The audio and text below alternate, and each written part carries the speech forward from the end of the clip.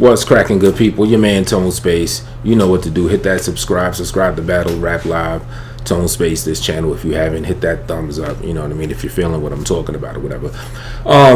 In light of Martin Luther King Jr. Day and Black History Month coming up, it's got me ruminating a whole bunch of different thoughts about freedom from a black perspective, from a pro-black perspective, from just a human perspective, and really trying to assess where all of it lies. Now, this is an off-the-cuff video. I'm just talking my shit. Ain't really any rhyme or reason to it, but you know, I'm just gonna flow with it or whatever, right?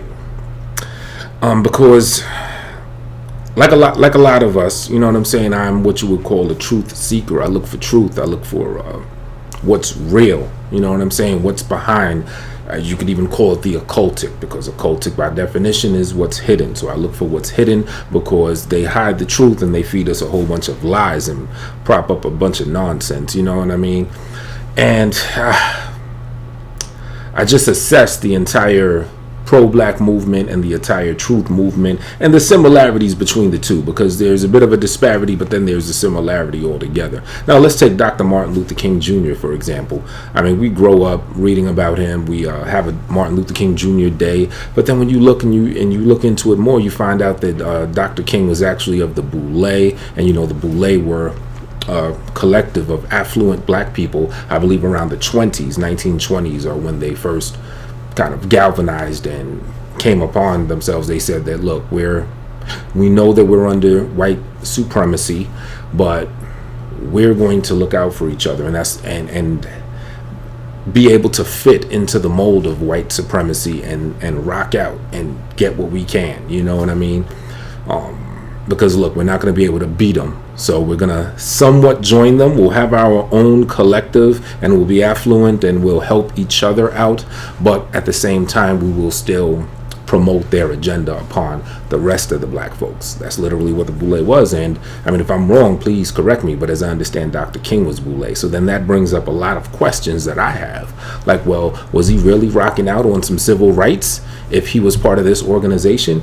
And also there's a lot of fraternities, a lot of Greek rooted fraternities that are also Boule and are tied into that movement, and to me it's suspect. I mean, you look at the Black Panthers. I actually have a lot of research to do on this, so I'm not going to speak too hard body on it, but I find out, or I'm reading up on the idea that Huey P. Newton, leader of the Black Panthers, was an agent. You know what I'm saying? An agent for the government, and that the Black Panther organization at its root may have just been an agency of agents against the people.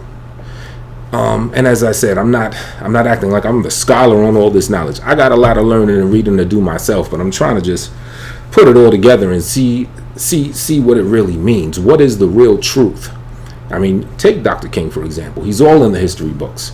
2 days ago, it was Dr. King Day. He has streets in the worst neighborhood. There's a Martin Luther King Boulevard, Martin Luther King Street, stuff like that. What does this mean? Would segregation have been better, where blacks are able to have their own thing going on and kind of outside the white society? But even in segregation, we're still spending dollars that have a white face on it. We're still in a country where they say you have the freedom to practice whatever religion you want, but that dollar bill says "In God We Trust" all over it, emblazoned on it, right? So what is freedom? Let's even step out of the black perspective and just the general population. Your Caucasians, your Asians, your blacks, your Middle Eastern, Native American, Indians, all of them, right? Are any of us really free?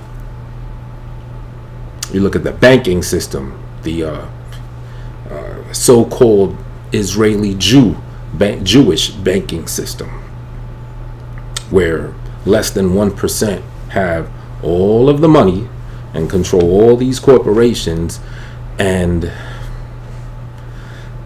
it all trickles down into other little companies here and there, where we all feed into this system. Pretty much every country, nearly 90+% of the world, feeds into this system and is under this system and is controlled by this system. These are also the people that tell us the shape of our world itself, saying it's a globe. with a 25,000 mile, circumference, I believe, and that we're hurling through infinite space at remarkable speeds around the sun, across many different galaxies. But then when you go out of the science books, the controlled given science books, you do a little research and you find a lot of stuff that does not make sense with the way our society tells us our world is shaped and our place on this world and where our world sits in the supposed cosmos and galaxies. Now, if they're going to lie about that, what else are they lying about?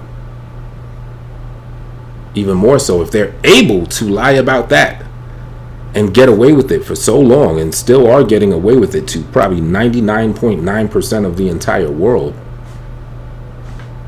and let's say that's wrong, the shape of our world we've been given is totally wrong, then that really puts in perspective how controlled we really are. Whether you're Asian or Caucasian, whether you're black, Hindi, whatever.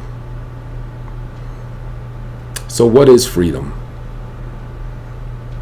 Got white and black folk alike that live under checkered pattern chemical trails that are graffitied in our skies all across the United States, probably across the entire world, with barium, aluminum, and all types of toxins and crazy chemicals. Our crops are flooded with genetically modified organisms. Even organic food, even if you like to shop organic, look under the rug, and a lot of times those supposed organic foods are growing in soil that is now Monsanto laden with chemicals and all types of agents that are just not organic at all. If we don't have the freedom to eat as nature intended us to eat, then how free are we? As I understand, in the United States, you're not allowed to collect rainwater. That puts in perspective where our freedom is a lot right there, if you ask me. We can't collect rainwater. Water that freely falls out of the natural, or you got the aluminum and the barium in there, so even that has been tainted, but it falls from the sky. Yet we can't collect it. We have to get our water from municipal sources or bottled water that we have to purchase and spend money on. How free are any of us? Now, the way I really think it is, don't get me wrong, I'm not discounting the African American struggle in the United States of America or across the world, not at all. More so what I'm saying is it's not just black people not free, white people are free. It's more so 99.9% of all people not free, black people less free, meaning there's levels to this shit. You know what I mean? You got property tax. To own a piece of land, you have to get all types of permits and this and that and the third. Shit, even if you protest, you got to get a permit to protest. Well, what if I want to protest the need of getting permits to protest? Then how does that work?